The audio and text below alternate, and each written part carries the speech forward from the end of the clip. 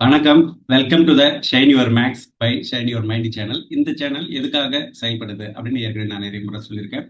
இருந்தாலும் நடுத்தர வயதினுடைய மக்களின் பிரச்சனைகள், நெருக்கடிகள், அன்றாட டே டு டே லைஃப்ல அவங்களுடைய ஹெல்த் இஷ்யூஸ் ஆகட்டும், மைண்ட் செட், மன உளைச்சல்கள் ஆகட்டும், பொருளாதார ரீதியான விஷயங்களுக்காகட்டும், எல்லா வகையிலையும் அவங்க ஒரு பன்முனை தாக்குதல்ல அவங்க சமாளிக்க வேண்டிய கட்டாயத்துல இருக்காங்க. ஸோ அதுல சஃபர் ஆகும்போது நம்ம உடல் பாதிப்புகளையும், மன பாதிப்புகளையும் உட்கொள்ள வேண்டியதா இருக்கு. ஸோ அதிலிருந்து மீட்டெழுந்து அதை எப்படி அணுகும்போது அவங்களுக்கு இதை ஒரு வாய்ப்பா பயன்படுத்தி லைஃப்ல சக்சஸ்ஃபுல்லா ஆக முடியும் அப்படின்றத பத்தி தகவல்களாக தான் நம்ம ஷைனி ஒரு மேக்ஸ் செயல்படுது.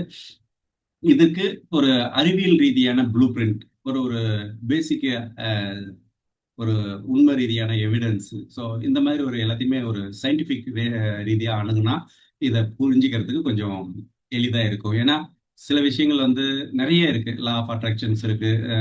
ஒரு என்ன சொல்றது, ஒவ்வொன்றும் ஒரு ஒரு மாதிரி செயல்படுது. பட் இது எல்லாமே அறிவியல் விஷயங்களுக்கு அப்பாற்பட்டதா இருக்கு.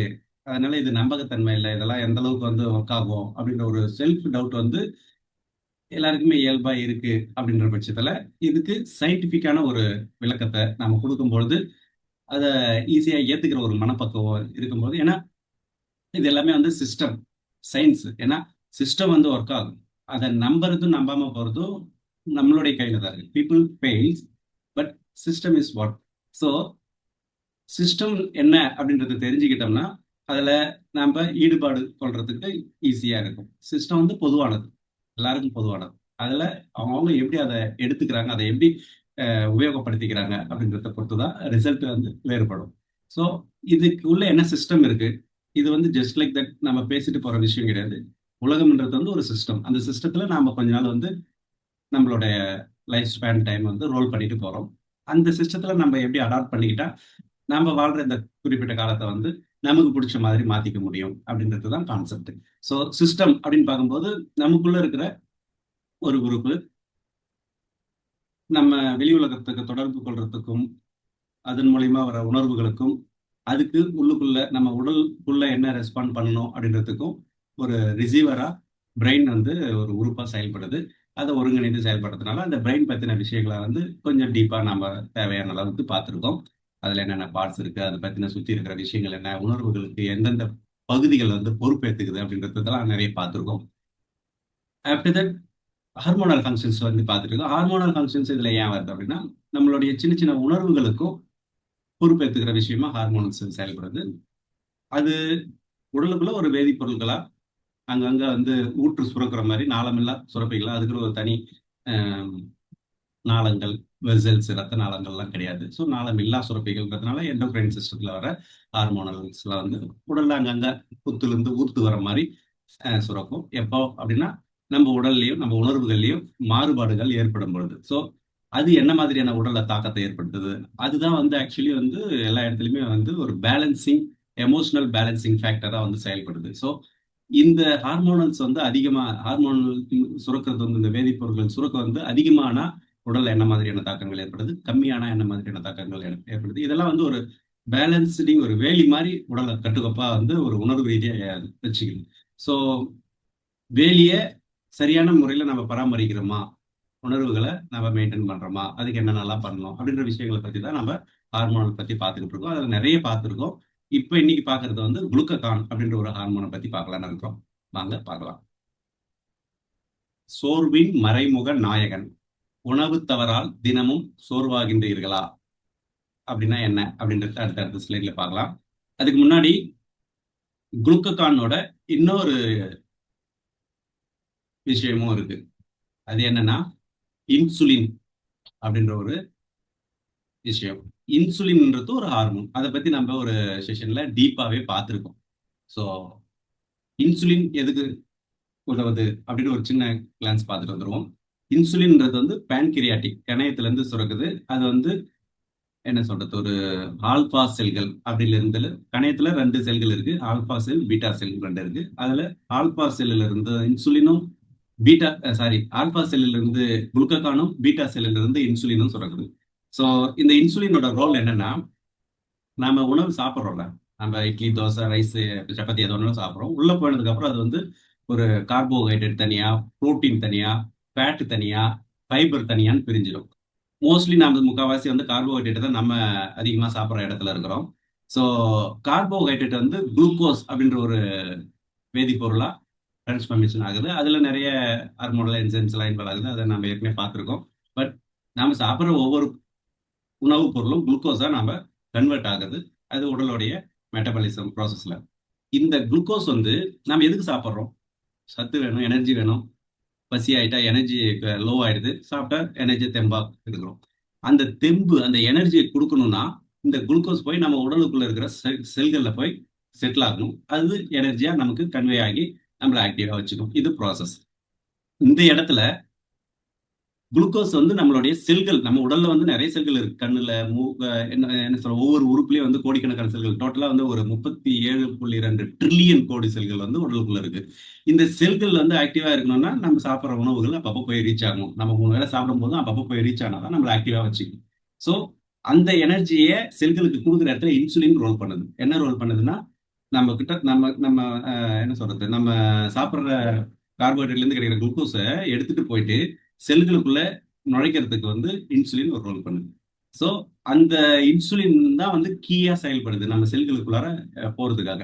போனதானே செல்கள் வந்து எனர்ஜி அடைய முடியும். இல்லைன்னா மயக்க வர மாதிரி கையெல்லாம் நடுங்க ஆரம்பிச்சிடும்ல. ஸோ இந்த இன்சுலின் வந்து நம்ம கீ போல செயல்படலைன்னா, அதனோட ரோலை சரியா பண்ண முடியல, அது ஏதோ ஒரு காரணத்தினால சஃபர் ஆகுது அப்படின்னா நம்ம செல்களுக்கு குளுக்கோஸ் போய் சேராது. அந்த குளுக்கோஸ் எங்க இருக்கும்? ரத்தத்தில் அதிகமா இருக்கும். ஒரு ஃபேக்ட். ரெண்டாவது ஃபேக்ட், தேவையான அளவுக்கு கொண்டு போய் சேர்த்தும் நம்ம எக்ஸ்ட்ரா எக்ஸ்ட்ரா நம்ம வந்து சாப்பிட்டுக்கிட்டே இருக்கும்போது தேவைப்படாத கார்போஹைட்ரேட், குளுக்கோஸ் மாலிகுல்ஸ் எல்லாமே வந்து ரத்தத்தில் அதிகமா இருக்கும்.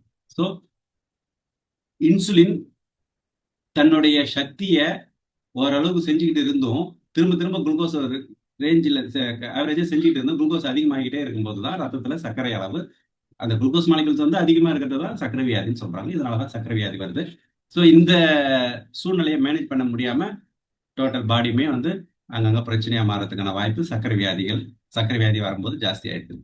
ஸோ அதுக்கு முன்னாடி இன்னொரு ஃபங்க்ஷனும் இருக்கு. எக்ஸ்ட்ரா இருக்கிற குளுக்கோஸுகளை வந்து முடிஞ்ச மட்டிலும் இன்சுலின் என்ன பண்ணுதுன்னா, லிவர்லயும் தசைகள்லயும், லிவர்ல ஒரு 150 மில்லிகிராமும், சாரி 150 கிராமும், தசைகள்லையும் மில்லிகிராம் தான். ஸோ தசைகள்ல ஒரு 450 கிராம் வரைக்கும், ஆல்மோஸ்ட் ஒரு ரெண்டுத்துலயும் சேர்ந்து ஒரு 600 கிராம் வரைக்கும் சேஃப்டி பண்ணி வைக்குதுங்க. இது குளுக்கோஸ் வந்து கிளைக்கோஜன் அப்படின்ற ஒரு ஃபார்ம்ல. எப்படி அதை புரிஞ்சுக்கலாம் அப்படின்னா, குளுக்கோஸ் வந்து பூந்தியா இருக்குதுன்னா அதை லட்டு ஃபார்மா மாத்தி ஒரு ஸ்டோர் பண்றாங்கல்ல. ஸோ பூந்திக்கும் லட்டுக்கும் வித்தியாசம் இருக்குல்ல. ஆனா பூந்தி ஒரு பேர்ல இருக்கு, லட்டுன்ற ஒரு பேர்ல இருக்கு. அது மாதிரிதான் குளுக்கோஸ் அப்படின்ற ஒரு பேர்ல இருக்கு, கிளைக்கோஜன் அப்படின்ற ஒரு பேர்ல இருக்கு. ஸோ கிளைக்கோஜனா லிவர்ல, கல்லீரல்ல ஸ்டோரேஜ் பண்ணி வச்சுக்குது. எப்ப தேவையோ மீன் நம்ம சாப்பிட தவிர்த்து இருக்கோம், இல்ல நமக்கு திடீர்னு படுத்துக்கிட்டே இருக்கிறோம், ரிலாக்ஸா இருக்கும், ஆனா ஒரு இடத்துல திடீர்னு எனர்ஜி நிறைய தேவைப்படுது அப்படின்னும் போது நமக்கு நிறைய குளுக்கோஸ் தேவைப்படுது இல்லையா? அந்த நேரத்துல கிளைக்கோஜன், அதாவது அந்த லட்டுன்னு சொன்ன இல்லைங்களா, அந்த லட்டை திரும்ப பூந்தியா மாத்தி நம்ம செல்களுக்கு வந்து குளுக்கோஸா, ஐ மீன் கிளைக்கோஜன்ல இருந்து குளுக்கோஸா மாத்தி அதை வந்து செல்களுக்கு ஆற்றலா சப்ளை பண்ணுது. இந்த ரெண்டு ப்ராசஸ்ல இன்சுலின் என்ன பண்ணுதுன்னா, குளுக்கோஸ் அதாவது பூந்தியில இருந்து லட்டா மாத்தி கொடுக்குது. ஆனா அந்த லட்டை திரும்ப பூந்தியா மாத்துற இடத்துல தான் குளுக்கோகான் வேலை செய்யுது. ஸோ கிளைக்கோஜனை திரும்ப குளுக்கோஸா மாத்துறதுக்கு குளுக்கோகான் வேலை செய்யுது. ஸோ அப்ப உங்களுக்கு புரிஞ்சிருக்குன்னு நினைக்கிறேன். என்ன ரோல்னா, glycogen to glucose, laddu to boondi. இதுக்கு உறுதுணையா வேலை செய்யறது என்ன? Hormone glucagon. என்ன வேலை செய்யுது, ஏன் வேலை செய்யுது அப்படின்னா, ஒருவேளை நம்ம ரத்தத்துல குளுக்கோஸ் அளவு கம்மியாச்சுன்னா அதை எடுத்து நார்மலா கொண்டு வரக்கூடிய பொறுப்பு யாருக்கு இருக்கு? குளுக்கோகானுக்கு இருக்கு. ஏன்னா அதுதான் கிளைக்கோஜன்ல இருந்து குளுக்கோஸா கன்வெர்ட் பண்ணி கொடுக்குது. ஸோ குளுக்கோஸ் லெவல லோவா இருக்கும் பொழுது, லோ குளுக்கோஸ்ல இருக்கும் பொழுது நம்ம குளுக்கோகான் தான் நம்மளை காப்பாத்தி நம்மளுடைய எனர்ஜி லெவலை மெயின்டைன் பண்ணுது. ஏன்னா ரத்தத்துல தேவையான அளவு குளுக்கோஸ் வந்தாதான் அதை செல்களுக்கு எடுத்துக்க முடியும். ரத்தத்துல குளுக்கோஸ் வந்துச்சுன்னா அதை இன்சுலின் எடுத்துன்னு போய் செல்களுக்கு கொடுத்து எனர்ஜி கொடுத்துரும். ஸோ பேன்கிரியாட்டிக்ல, கணையத்துல 2 செல்கள் இருக்கு. ஒன்னு ஆல்பா செல்லு, இன்னொன்னு பீட்டா செல்லு. ஆல்பா செல் வந்து குளுக்கோகான் சுரக்குது, பீட்டா செல் வந்து இன்சுலின் சுரக்குது. ஆல்பா செல் வந்து இன்சுலின் வந்து பூந்திலிருந்து லட்டா மாத்துது, குளுக்கோஸ்ல இருந்து கிளைக்கோஜனா மாத்துது. எங்க மாத்துது? கல்லீரல்லையும் தசைகள்லையும் மாத்துது. இதுல ஒரு 150 கிராம், அதுல வந்து 450 கிராம், அந்த அந்த அளவுக்கு வந்து சேமிச்சு வைக்குது. ஏன் சேமிச்சு வைக்குது?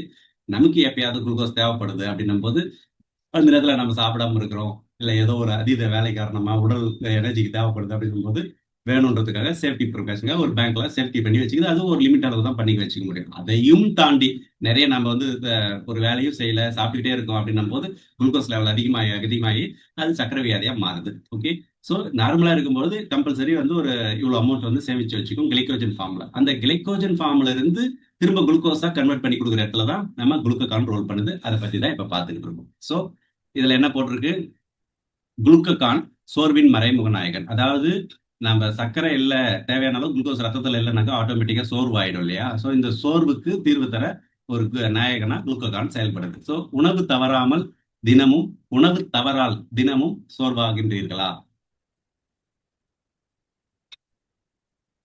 உடலுக்குள் மீட்பர் ஹார்மோன், உடலுக்குள்ளே உள்ள மீட்பர் ஹார்மோன், அதுதான் நம்ம அந்த லட்டுல இருந்து பூந்திக்கு திரும்ப மீட்குதுன்னு சொல்றோம் இல்லையா? அந்த நம்ம எனர்ஜி எடுத்துட்டு போய் கிளைக்கோஜனா வச்சுக்கிட்டு இருக்கிறதுனால அதை வந்து திரும்ப குளுக்கோஸா மாத்தி கொடுக்குற இடத்துல தான் குளுக்கோகான் வேலை செய்யுது. ஸோ பேன்கிரியாட்டிக் ஆல்பா செல்லில் இருந்து சுரக்கும் ஹார்மோன் இது. சர்க்கரை ரத்தத்தில் சர்க்கரை குறைந்தால் கல்லீரலுக்கு சிக்னல் அனுப்பும்.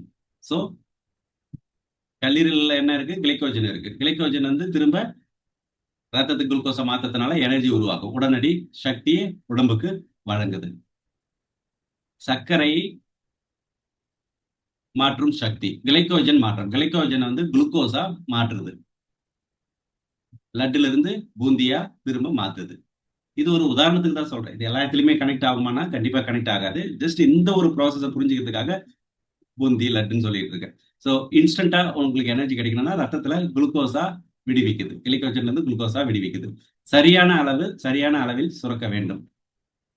இந்த குளுக்கோகான் வந்து சுரப்பு சரியா இல்லைன்னா என்ன ஆகும் அப்படின்னா, குளுக்கோகான் குறைவா சுரந்தா ரத்தத்துல சர்க்கரையோட அளவு குறைவா ஆயிடும். திடீர் மயக்கம், தூக்கி போடுறது, செயலிழப்பு, அதெல்லாம் வரதுக்கான வாய்ப்புகள் இருக்கு, அதிர்ச்சி அறிகுறிகள். ஸோ சாமானிய பழக்கங்களே சிக்கலா மாறினா இந்த பிரச்சனைகள் வருது.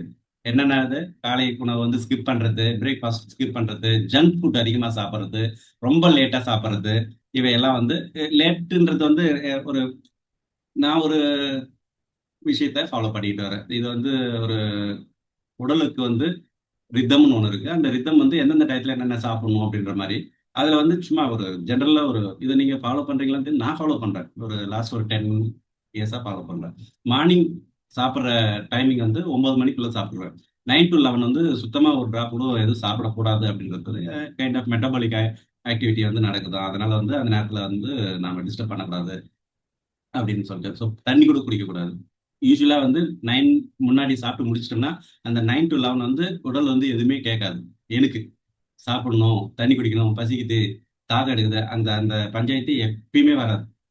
ஆனா கரெக்டா 11 ஆக போகுது, 10:55 இருந்ததுன்னா டானு பெல் அடிக்கிற மாதிரி தண்ணி குடி தண்ணி குடி தண்ணி குடின்னு கேட்கும். அந்த தண்ணி தாகம் வந்து ஸோ 11 மணிக்கு மேல தண்ணி எடுத்து ஒரு டீ காஃபி ஏதாவது தண்ணி குடிச்சிட்டு அதுக்கப்புறம் எடுத்துக்கலாம். பிஸ்கெட் ஏதாவது வேணும்னாலும் எடுத்துக்கலாம். ஸோ சாப்பிட்றது வந்து ஸ்லைட்லி ஏதாவது டீ காஃபி சாப்பிட்ற டைமா அதை நான் யூஸ் பண்ணிக்கிறேன்.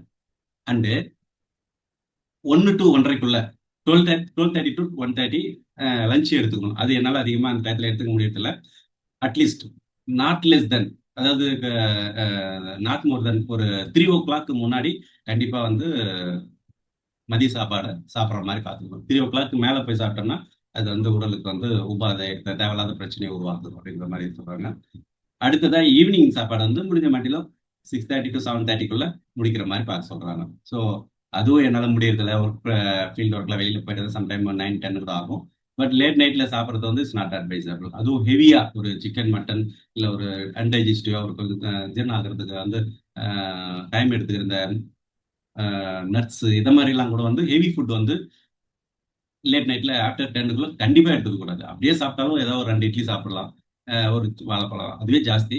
ஸோ இந்த மாதிரி நான் ஏற்கனவே ஒரு வாட்டி சொல்லியிருக்கேன், மார்னிங் ஃபுட்டு வந்து ராஜ உணவா சாப்பிடலாம், ஒரு ராஜா சாப்பிட்ற மாதிரி நிறைய இந்த முந்திரி, பாதாம் அது இதுன்னு ஏதாவது ஒரு ஹெவியான ஒரு நல்ல ஒரு தரமான உணவெல்லாம் வந்து மார்னிங் ஹவர்ஸ்ல சாப்பிடலாம். மதியத்துல வந்து இந்த கீரை வகைகள், நட்ஸ் இதெல்லாம் வந்து சாப்பிடலாம். மார்னிங் வந்து ஒரு 100% ஃபுல் மீல் ஃபுல் என்ன சொல்றது ஒரு ஹை கேலரி ஃபுட்டு மார்னிங் ஹவர்ஸ்ல நீங்க எடுத்துக்கிறீங்க ஃபுல்லா 100% எடுத்துக்கிறீங்கன்னா மதியத்துல வந்து அதுல பாதி தான் எடுத்துக்கணுமா.